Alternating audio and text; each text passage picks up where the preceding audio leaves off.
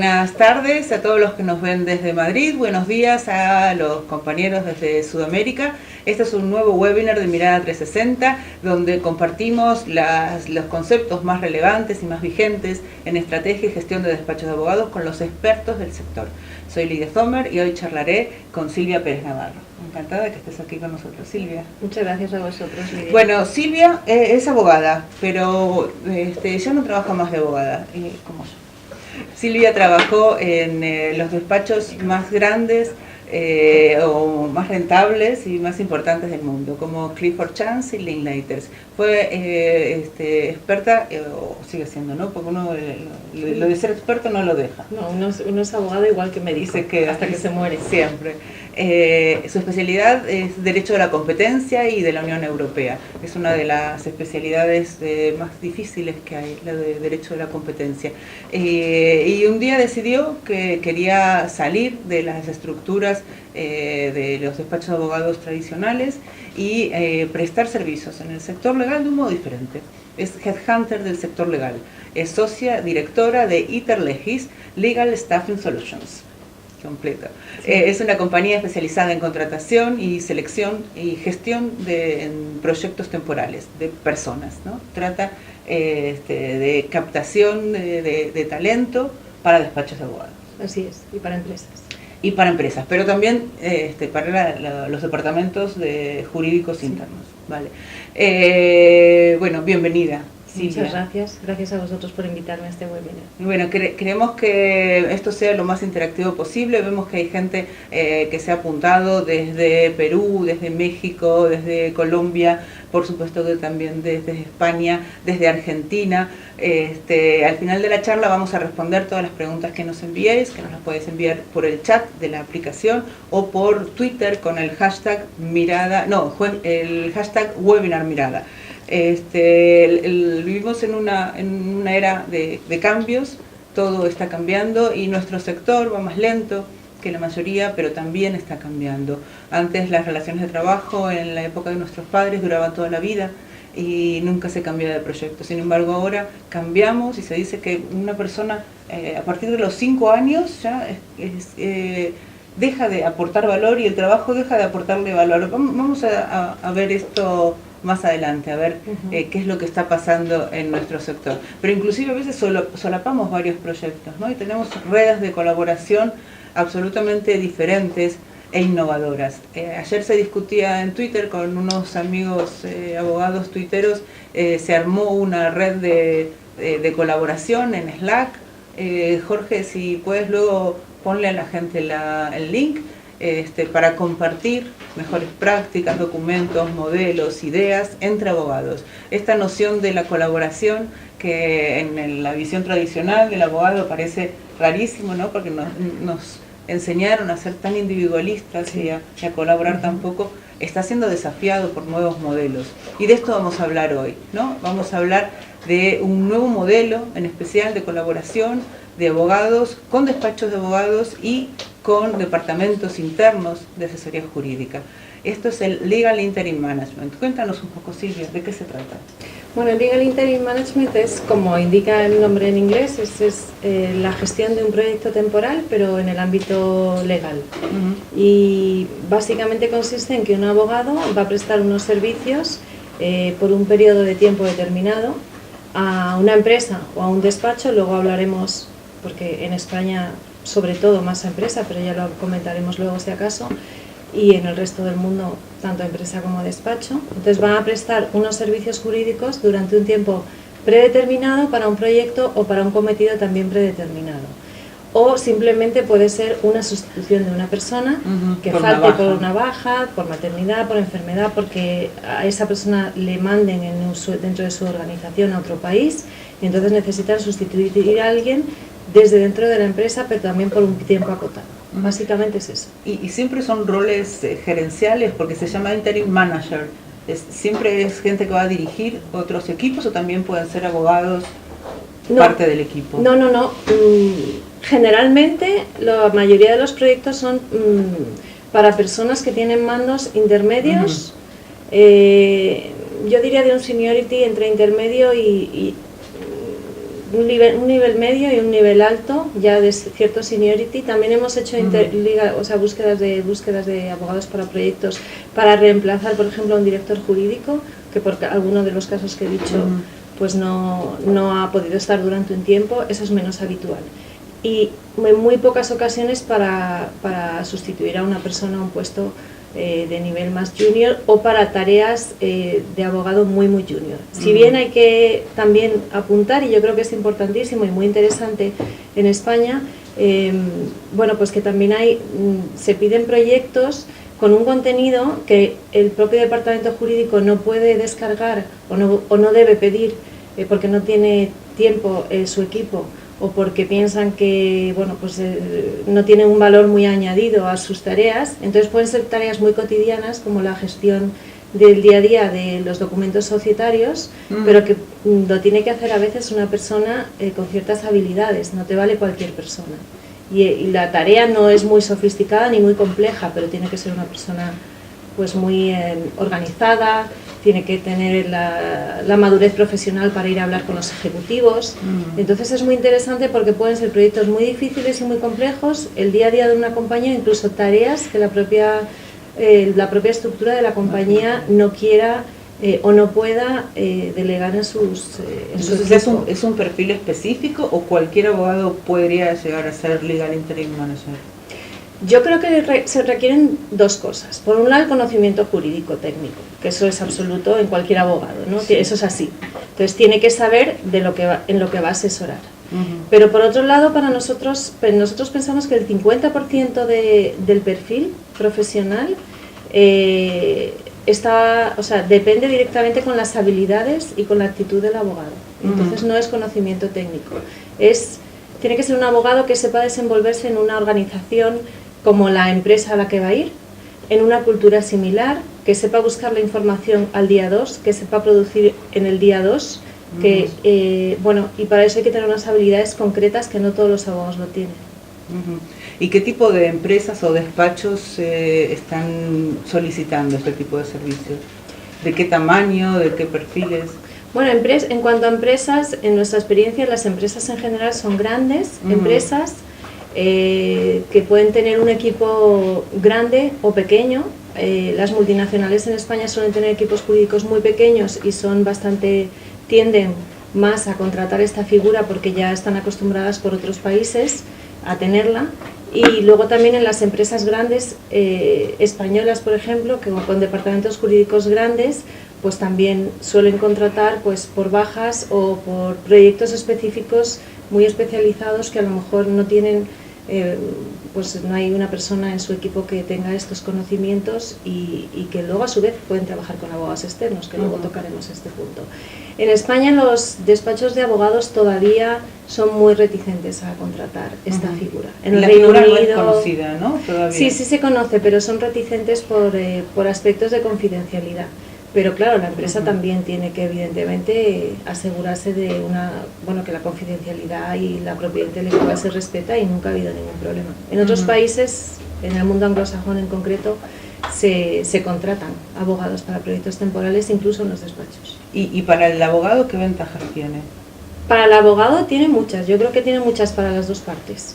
Para el abogado, desde luego, el abogado cuando termina un proyecto está muy satisfecho, porque ha concluido un proyecto y en general con éxito, por un tiempo determinado, tiene un principio y un fin, con una meta, y entonces eso es muy bonito.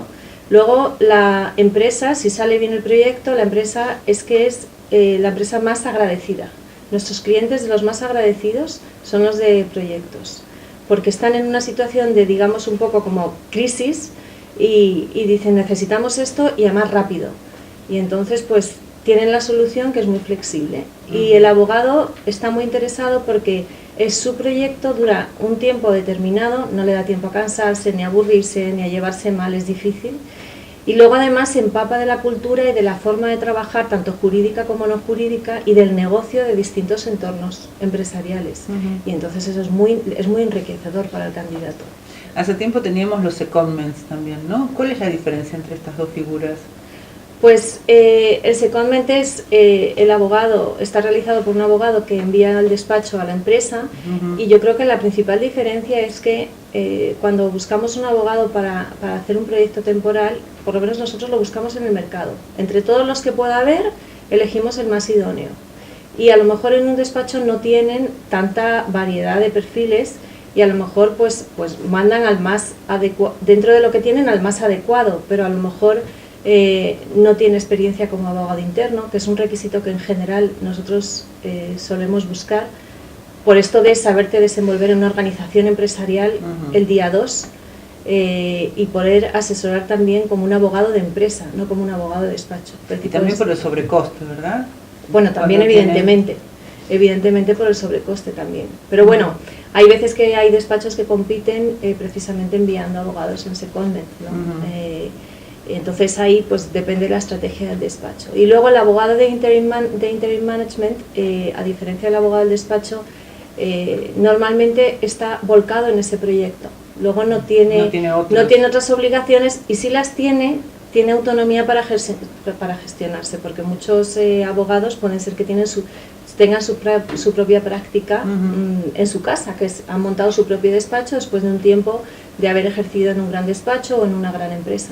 Pero ellos tienen la libertad de gestionarse para que puedan llevar a cabo lo que le pide la empresa sin que luego llegue a la oficina y tenga un montón de emails y tenga un montón de compromisos.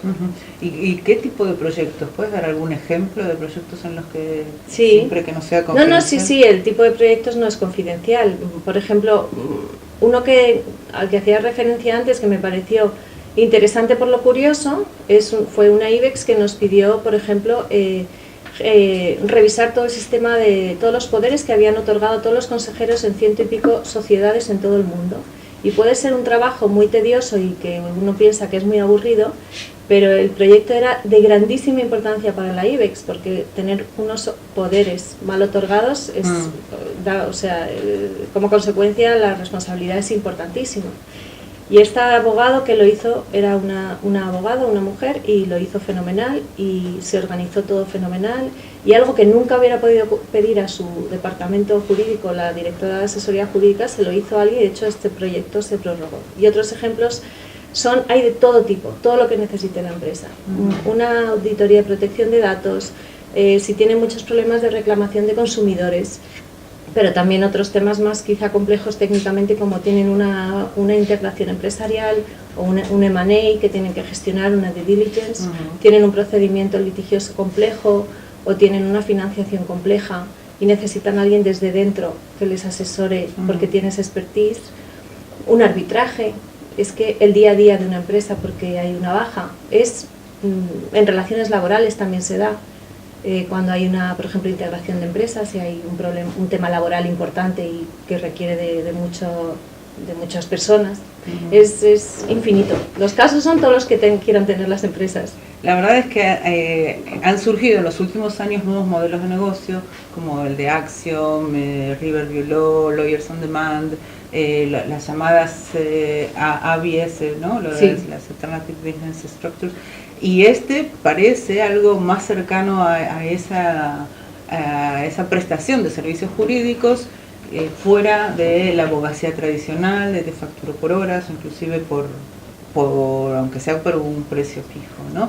Los despachos lo ven como una amenaza también, esta relación de los abogados directamente, porque al final es prestación de servicios jurídicos, lo mismo que podría ser un despacho, pero quitamos la figura jurídica del despacho de abogados, quitamos el partnership, quitamos los sobrecostes de tener un despacho de abogados y contratan únicamente al abogado para ese proyecto en especial. ¿Lo ven como una amenaza, así como se está viendo a otros modelos? Si lo ven como una amenaza, no me lo cuentan. Y tengo buenos amigos y conocidos y clientes o candidatos en despachos.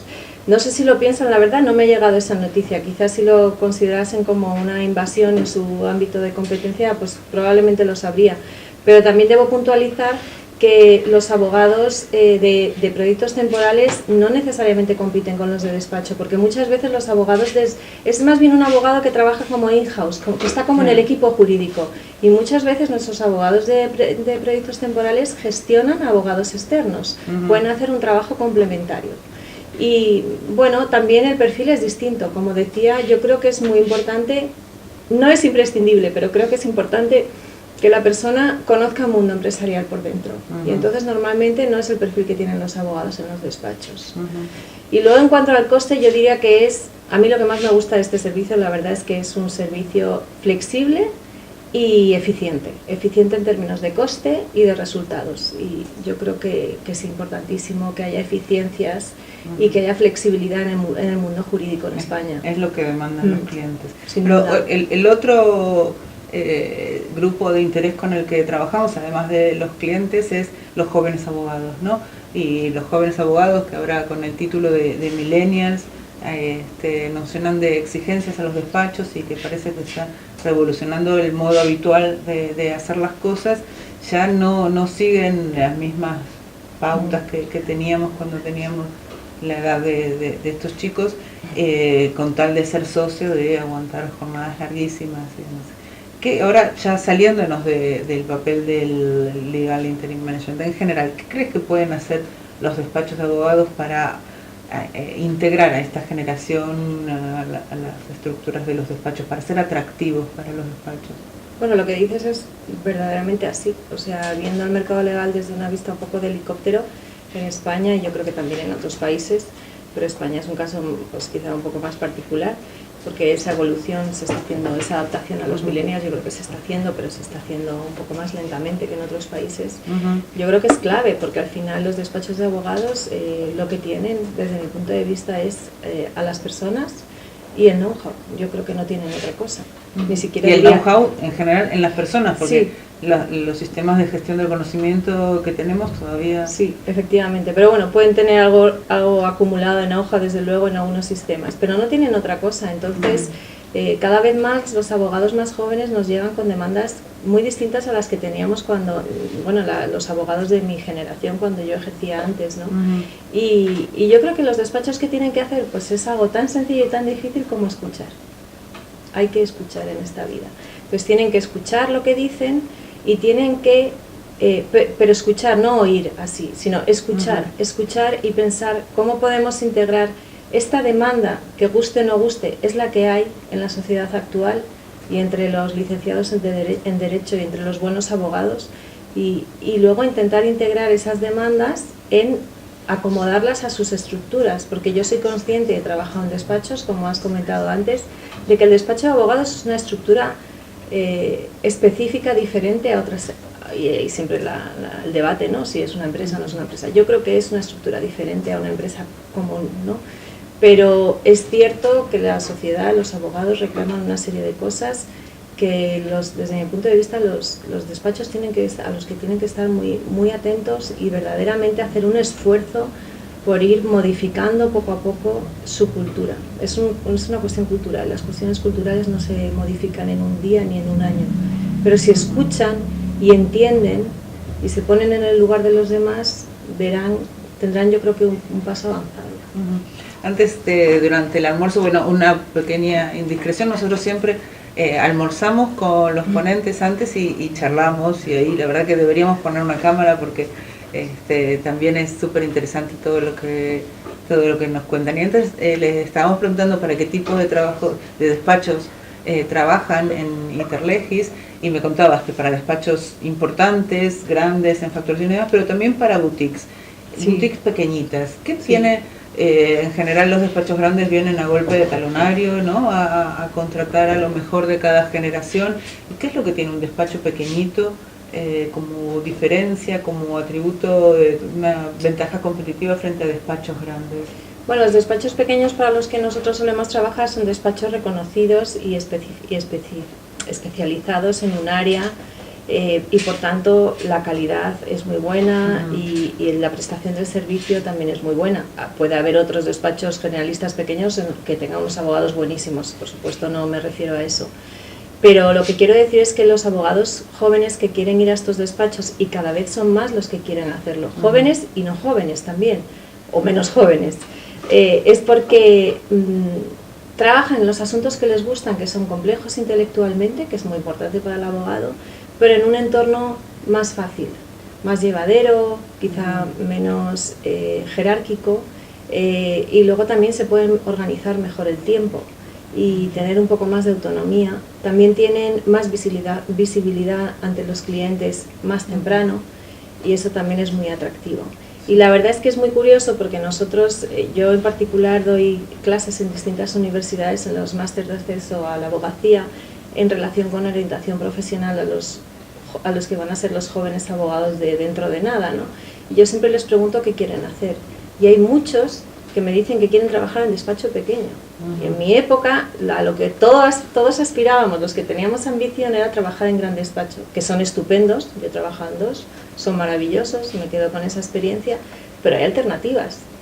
No, al final yo les digo, cada persona tiene que ser feliz con su trabajo y cada persona tiene que encajar en la estructura en la que va a trabajar y no todos encajan en las mismas estructuras.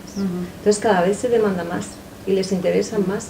Algún alumno me ha pedido alguna lista de despachos más pequeños, precisamente para solicitar prácticas. Sí, eso me ha parecido curioso. Bueno, está cambiando el rol del abogado. La semana pasada tuvimos congreso interno en Inquietos y una de las ponencias por Sonia Zunzunegui, una compañera que es la directora general de Squire Sanders, presentó las nuevas profesiones en los despachos, ¿no? Entonces, gente que con profesiones no solamente de formación, absolutamente híbrido, como Derecho e Ingeniería o Derecho y Ciencias o, bueno, Derecho y Marketing, que traen otras funciones a los despachos, ahora que sí, que ya casi nadie duda de que los despachos de abogados son empresas. Entonces, este tipo de figuras también trabajáis, nos contaba de despachos anglosajones, la figura de Rewards and Benefits Manager, Business Development Manager, por supuesto, Pricing Manager, gente que se ocupa de fijar los precios y de hacer los costes. Por supuesto, el Legal Project Manager, los paralegals, Research Manager, todas estas figuras alrededor de la profesión de abogado, algunas en áreas de gestión, pero muchas en el trabajo nuclear del abogado. ¿Estamos teniendo esta aparición de demanda de otros perfiles también en España o todavía solamente en los países anglosajones? ¿Tú cómo lo ves? Poco a poco. Algunas de las figuras que has mencionado sí, por ejemplo los paralegals, y eso es un tema muy interesante que a mí siempre me ha parecido que está muy, bueno, no sé, es muy poco conocido en España, pero que aporta mucho a la profesión. Pues están incorporando algunos paralegals en algunos despachos, o ya los tenían, hay empresas que los tienen también. El business manager o el marketing manager, eso yo creo que ya casi todos los despachos de cierto tamaño lo tienen. Luego hay otros mucho más específicos como como has dicho, el pricing manager. Que yo sepa no hay ninguno en España o debe haber muy pocos. No hay todavía, no. Pero ya son materias que estamos trayendo al Legal Forum, porque con la salida del precio por hora sí. Y las AFAs, las Alternative Fee Structures, sí. Hay que saber muy bien los costes y hay que tener una estrategia para que el modo de facturar sea una ventaja competitiva, ¿no? Fórmulas completamente impensables hace 10 años y hay profesionales y en algunos despachos grandes equipos dedicados a identificar el valor aportado al cliente para cobrar de acuerdo a ello. Pero yo creo que desde luego en el mundo legal, claro, tenemos este tipo de firma que es un poco atípica y que ha evolucionado mucho en muy pocos años, porque la evolución de los despachos de abogados en España se ha producido en los últimos 15 más o menos, sí. Muy rápido, ha cambiado muchas cosas, también hay que decir a su favor, pero el tema de la gestión, por ejemplo, financiera, yo creo que es algo en lo que todavía hay bastante en lo que avanzar. Es difícil gestionarlo como una empresa en ese sentido, pero también hay que tener ciertos conceptos empresariales a la hora desde mi punto de vista, a la hora de gestionarlo. Yo lo veo, pues antes lo comentábamos cuando hacemos búsquedas de socios, por ejemplo, ¿no? Que ya son roles que intervienen totalmente en la gestión financiera o en la aportación, y yo creo que todavía hay un recorrido y que cierta ayuda o en ese sentido pues puede ser bueno, a veces puede ser perjudicial, porque si la persona que se integra en el despacho no entiende bien la filosofía del despacho y la cultura, y esto yo creo que ha pasado en otras áreas como en recursos humanos, incluso en marketing, pues al final no encaja, ¿no? Entonces, como todo, te tienes que adaptar a la cultura del sitio donde trabajas y entenderlo, ¿no? Hay que buscar como un equilibrio, una pareja, ¿no? Sí. Sí, uno tiene que entenderse con el otro, sí. ¿no? Es como una pareja. Sí, es como una pareja. Lo difícil es contratar, que es como casarse sin hacer una pruebita previa, ¿no? Vivir un poquito un cierto concubinato para conocer. Sí. Así puede ser la figura del LIM. Sí. Puede venir a ser como el noviazgo. Bueno, de hecho yo no lo he comentado, pero también las empresas a veces han aprovechado, a veces sin tenerlo pensado de antemano, y han cogido y han hecho una oferta para un puesto fijo a un Legal Interim Manager, porque han visto cómo trabaja, les ha gustado mucho. Y es como un periodo de prueba, como si dijéramos, ¿no? Y algo que quería decir a propósito de los millennials, que no quería que se me olvidase, yo creo que los millennials o la gente joven de ahora todavía está en un momento de su carrera muy incipiente para poder hacer un proyecto temporal, porque hace falta una experiencia y una cierta madurez profesional para desenvolverse en una organización como es una empresa y producir al día siguiente. Pero vuelvo a mis clases de los jóvenes abogados, que me encanta escucharles porque son los que van a ser abogados dentro de muy pocos años, y a ellos les atrae, pero muchísimo cuando les hablo de esta forma de trabajo, y dicen, yo de mayor quiero ser Legal Interim Manager. Ese es un apunte que no quería olvidar. Bien, bueno, los jóvenes nos están pidiendo que cambiemos el modo de gestionar. Vamos a ver las preguntas que tenemos a través del chat. Carmen nos pasa. Nacho Pérez. Hola, Nacho. ¿El Legal Interim Management es aplicable a cualquier tipo de despacho, sea cual sea su tamaño? Yo creo que sí. Yo conozco de casos de grandes despachos internacionales que en Londres, por ejemplo, tienen lo que se llaman TEMP. Y entonces el TEMP es un Legal Interim Manager. Y son despachos muy grandes. Por ejemplo, en el área de Derecho a la Competencia, que era mi área, yo pues he conocido algún caso de algún abogado para un gran despacho en Londres, una gran oficina, y entonces pues se integraba en el departamento para hacer ayudar en una notificación de una concentración o en una due diligence o así. Y luego en despachos pequeños es que es una idea buenísima, porque al igual que en departamentos jurídicos pequeños, por ejemplo de multinacionales, u otras empresas, pues no tienen esos recursos. Entonces es un recurso, como digo yo, es muy flexible y muy eficiente en términos de coste y de en términos de relación laboral, no es contratación de un autónomo, es una relación laboral en relación de dependencia. En eso nosotros no entramos, porque no le podemos decir al cliente lo que tiene que hacer. Porque puede hacer un contrato de Normalmente hay distintas alternativas en el derecho laboral, distintas alternativas para que esto se pueda hacer. Mediante prestación de servicios, si el abogado es autónomo y si tiene su propia práctica. A veces cuando es una baja por maternidad, la empresa quiere que se haga un contrato de sustitución laboral, que existe esa figura, porque tienen determinados beneficios en la seguridad social. Entonces la empresa un poco elige con el abogado cuál es el modelo que más les encaja a ambos según su situación, y para que sea algo evidentemente legal. Sí. Bueno, María Fernández nos dice, ¿a qué retos se enfrentan los departamentos de recursos humanos de los despachos para captar y retener al talento joven? Madre mía, qué pregunta. Es difícil, por eso tenemos que hacer un webinar entero. Sí. Bueno, yo creo que uno de los retos es precisamente el que comentábamos de los abogados más jóvenes y escuchar sus demandas, porque además tienen unas demandas y tienen una razón, como casi todo el mundo cuando actúa de una manera, ¿no? Entonces ellos han crecido en un entorno económico y social diferente. Entonces uno de los retos es escuchar a la gente joven. Otro de los grandes retos, y yo creo que esto está también relacionado con vuestra área, que yo creo que es fundamental y no me canso de decirlo cuando escribo y cuando hablo, es la comunicación. Yo creo que cuando hacemos búsquedas de abogados y les entrevistamos, ¿por qué se quieren ir de despachos? Bueno, yo no sería tan drástica. Hay malos y buenos en todos los sitios, ¿no? Y si te toca una malo, es mala suerte. Pero sobre todo ellos sienten, y esto es algo generalizado y por eso tiene sus peligros, no me gusta tanto generalizar, pero ellos sienten que no se les comunica con transparencia pues lo necesario para saber cómo van a evolucionar en la carrera, cómo van a ser retribuidos, en qué proyectos van a trabajar o qué responsabilidades van a tener, o bueno, proyectos en los que esté inmerso el despacho. Entonces la comunicación interna yo creo que es clave, y hoy en día en la que la comunicación desde mi punto de vista se aborda ya desde frentes muy distintos a los de antes, con tantas redes sociales, con internet, es decir, ya los jóvenes están acostumbrados a comunicarse muchísimo de otra manera. Yo creo que los abogados reclaman una buena comunicación para retener. Hay veces que confundimos el ruido con la comunicación. Sin a veces duda. el despacho de abogados, cuando escucha que la gente dice falta comunicación interna, le dicen a las de comunicación, hagan una revista interna o hagan una intranet.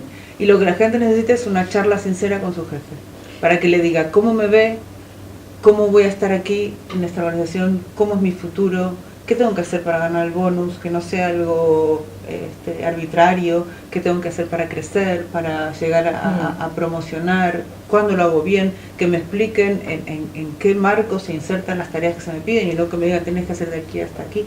Esto escribimos un artículo hace como 10 años, que hubo una encuesta en los 100 despachos más grandes en Estados Unidos sobre este tema, y de lo que se quejaba la gente no era ni de las horas en el despacho, ni de la paga, que es muy alta, las remuneraciones, sino justamente por esto. No me oyen y no me cuentan cómo estoy.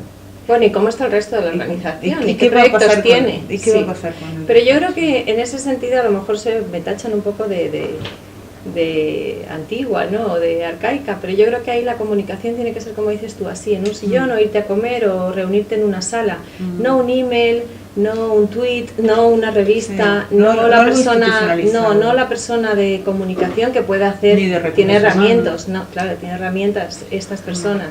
No, pero también tiene que ser en el día a día. Es que yo creo que los socios lo tienen que hacer en el día a día, y los abogados seniors tienen esa responsabilidad.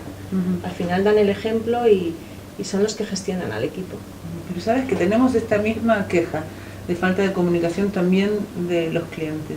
Hace unos meses estuvo aquí Mercedes Carmona, sí, y nos decía, a mí solamente me llaman cuando llegan esos días en que vienen la submission de Chambers, entonces tienen que recordarme que soy su cliente y que tengo que hablar bien de ellos, pero no me pueden invitar un día a comer solamente para contarme cómo es su estructura, cómo trabajan, a qué retos se enfrentan. El cliente también quiere saber cómo nos organizamos los despachos, sí, cómo trabajamos, y no hablamos, estamos acostumbrados a ir a asesorar, ¿no? A decir cómo tienen que hacer las cuestiones desde el punto de vista jurídico, pero una charla sincera, así como tenemos ahora nosotras, de cómo lo ves tú, qué interrogantes tienes acerca de determinada cuestión, nos cuesta muchísimo, estamos muy metidos en el papel del día a día. Bueno, yo creo que hay dos cosas importantes. Voy a contar una anécdota que no lo tenía previsto contar ahora, pero que recuerdo justo al hilo de lo que cuentas que Mercedes dice, que es que yo cuando trabajaba en uno de los despachos donde trabajaba y tuve un caso con un cliente que duró años,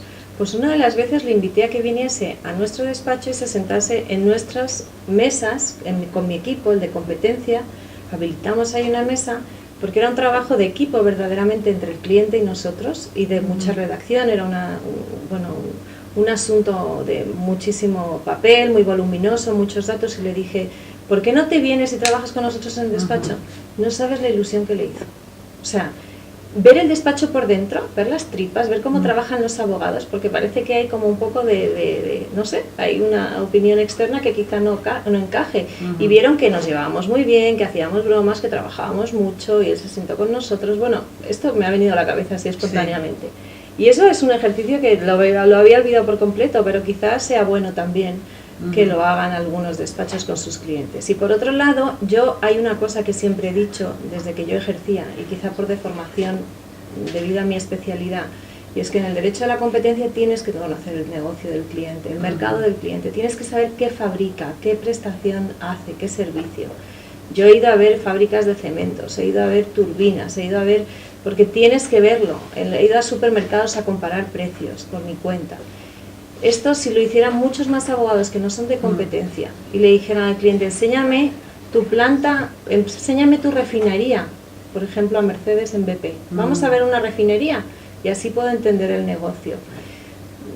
Yo creo que esa comunicación cambiaría mucho. porque a los clientes les encanta enseñar su empresa. Es lógico, se sienten orgullosos y puedes entender el negocio muchísimo mejor que desde puedes tu aportar despacho. valor. Y el cliente se siente, yo creo que siente que tienes un verdadero interés en aportar valor mediante tu asesoramiento a la estrategia del negocio. Bueno, venga, que tenemos un montón aquí. Jesús. Gonzalo de Toro. Hola, Gonzalo. ¿Dónde nos tenemos que dirigir para presentar nuestro despacho? Yo supongo que se refiere a que quiere contratar gente de este tipo, ¿no? Colaboradores en Legal Interim Management. O sea, que él quiere ofrecer servicios de... No. No lo he entendido bien. Yo creo que quiere presentar a posibles candidatos. Si no, que nos lo aclare, Gonzalo. Bueno, lo que sí que puedo aclarar es que nosotros cuando hacemos esta búsqueda no trabajamos con abogados que ya trabajan en estructuras de despachos organizados, porque eso es algo que el cliente lo puede hacer por sí mismo. Claro. Nosotros hacemos búsquedas de abogados individuales que tienen solo su propia práctica, que normalmente trabajan solos y normalmente en una estructura muy pequeña. Porque ya un despacho más organizado, pues ya sería algo más tipo secondment. Claro. Y entonces eso no lo hacemos. No sé si se refiere a eso. O simplemente venta de servicios jurídicos, ¿no? Claro, nosotros no intermediamos para eso. Vale. Francisco Cabanillas nos hace una pregunta más general, pero absolutamente vigente. ¿Qué habilidades demandan los despachos de la abogacía de los negocios hoy en día en los abogados? Un poco ya empezaste a contar, ¿no? Conocer el sector, conocer el negocio de nuestros clientes. Bueno, yo creo que eso es un plus. No estoy muy segura de que lo demanden, pero creo que es un valor añadido que puede tener la persona si tiene esa curiosidad. Y lo que demandan, pues son características, yo creo que son muy fáciles y muy difíciles en los dos sentidos, ¿no?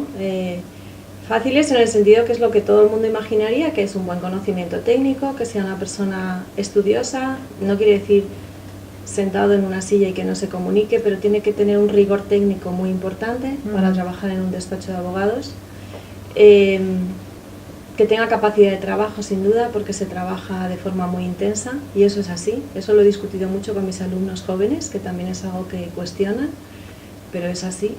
Y luego la mayoría me dicen algo tan sencillo o tan difícil como que sea una persona normal, que sea buena persona, que encaje en equipos, que pueda comunicarse con un cliente. Entonces son cosas que uno pensaría que son muy obvias, pero encontrar perfiles que reúnan todos estos requisitos, pues no es tan sencillo. ¿Y tú ves? Y los idiomas, perdón. Eso no me canso de decir. Un nivel de inglés muy alto para cualquier trabajo legal hoy en día. Y en España... ¿Y tú ves perfiles que se requieren perfiles diferentes en despachos de la Liga de la Abogacía de los Negocios, o es similar? ¿En comparación con despachos más pequeños? No, digo, o en doy ejemplos, no para que hables, pero un Linklaters, ¿es muy diferente el abogado que pide un Linklaters de lo que podría pedir Clifford? Yo creo que cada despacho tiene su cultura, entonces hay cosas en común que los distintos despachos van a pedir, los distintos despachos que tienen más o menos características similares, pero luego dentro de cada despacho, y al igual que cada empresa, es un mundo, es como una persona o una familia o una casa, y entonces cada despacho tiene una preferencia por alguna cosa, siempre lo hemos percibido. Nosotros nunca hemos podido hacer ni las hacemos, es que no se nos ocurre hacer una búsqueda estándar para determinados despachos, tienen cosas en común, pero tenemos que ir allí al despacho a escucharles y a la persona que va a contratar o con la que va a trabajar, escucharle y saber qué quiere. A mí me gusta esto que destacas de que sea una persona normal con el que se puede hacer. Yo cuando trabajaba en un despacho y también me ocupaba de la parte de captación de talento, decía que cuando tenía una reunión con un abogado tenía que darme ganas de tomarme un café con esa persona. Bueno, sin duda, porque pasas 20 horas, 15 horas, 12 horas con él. Pero hay gente, excelente abogado, pero que son piedras, que no creen que en una entrevista tienen que mostrar algo más que experiencia, conocimiento. Y hay tanto de lo personal, de mostrar entusiasmo, energía. Uno tiene que mostrar esa energía en las reuniones. Yo creo que hoy en día no siempre tiene que ser entusiasmo o energía, depende del papel, ¿no?, que tenga o del grupo para el que va a trabajar. pero yo creo que hoy en día eso es una evolución muy favorable por parte de los despachos al hacer contratación de abogados, es que tienen ya cada vez más en cuenta la parte soft que decimos, los de recursos humanos, que es la del área no técnica. Entonces, por eso a lo mejor pues alguien de un despacho que no se dedica a recursos humanos, un abogado, un asociado, un socio, no sabe explicarte, es lo normal. Bueno, pues lo necesito con estas competencias y esta terminología de recursos humanos, pero porque te dice, yo quiero una buena persona, yo quiero una persona que me trabaje bien en equipo, que no pise al de al lado. Bueno, pues eso luego se transforma en una competencia con un nombre muy complejo, ¿no? Pero creo que toda esa parte de habilidades y soft en los despachos hoy en día se tiene muy en cuenta ya, muy en cuenta, mientras que antes, hace años, primaba la formación técnica únicamente. Y ahora ya, además de la formación técnica, tienes que tener eso. Laura Martínez nos pregunta, ¿el LIM funciona únicamente para la selección de determinados abogados o también para contratar equipos completos de abogados en un área determinada? A nosotros no nos ha llegado el caso de equipos. En un caso sí que tuvimos un cliente que nos pidió un grupo de abogados. No es tan habitual en España. Yo sé que en otros países sí que es más habitual, desde luego, y de hecho hay firmas que lo prestan, pero son firmas más, yo creo que son firmas más parecidas a las que decías tú antes, las que mencionabas antes, las de ABS, un Riverview, un Axiom, que ya los tienen dentro de sus organizaciones, ¿no? Entonces pueden prestar equipos que ya están cohesionados. Sí. En España yo creo que todavía, si todavía cuesta el Legal Interim Management de una persona, el de equipos todavía cuesta más. Estamos todavía. Aunque hay otros sectores como el de consultoría y muchos otros sectores en los que esto es muy habitual, pero en el legal es menos habitual. Bueno, hasta aquí. Muchísimas gracias. Encantada, Silvia. Muchas gracias a vosotros. Yo creo que ha quedado claro para la gente y las oportunidades que brinda esta nueva figura. Y los cambios, ¿no?, que estamos teniendo en nuestro sector y en el mundo. Y bueno, en el sector los recibimos a veces como amenazas y algunas veces como oportunidades. Estos son nuevos modelos. Sí, yo os quería agradecer la invitación, para mí ha sido muy interesante. No me cansaré nunca de defender este modelo que es tan flexible y tan eficiente para todos y que trae aires nuevos y frescos al mundo de la abogacía. Y muchas gracias por darme esa oportunidad y muchísimas gracias a los que han estado atentos y también han preguntado cosas muy interesantes. Sí, tenemos una buena audiencia ahí que se mete y participa. Bueno, si os gustó lo que habéis visto, gritadlo en las redes, tenéis el perfil, lo hemos estado publicando, es @Silvia. ¿El mío de Twitter? Sí, Twitter. Es Silvia Perezna. Perezna, y el nuestro ya lo conocéis, así que todo lo bueno se cuenta a mucha gente. Tenemos un próximo webinar ya organizado para el día 13 de julio, será el último webinar de la temporada y será con Jorge Morel sobre Legal Tech. Como sabéis, también esto alguna gente lo ve como amenazas y otros lo ven como oportunidades. La automatización, la robotización, la inteligencia artificial, las máquinas que están aprendiendo de la interacción con los humanos, poco a poco están invadiendo todos los sectores y tenemos que ver qué parte van a hacer ellas y qué parte nos quedamos nosotros. Pero es importante mirarlo, estar preparados y aprovecharlo. Recién dijiste que hace 15 años está cambiando el sector. El 29 de junio cumplo 15 años en España y me hizo acordar esto, sí. Mando aquí un saludo a los que nos están viendo de Argentina. Podéis inscribiros ahora, Jorge ya os ha puesto el link en no en Volver a Argentina, sino en el webinar con Jorge Morel. Muchas gracias y nos vemos en la próxima. Gracias.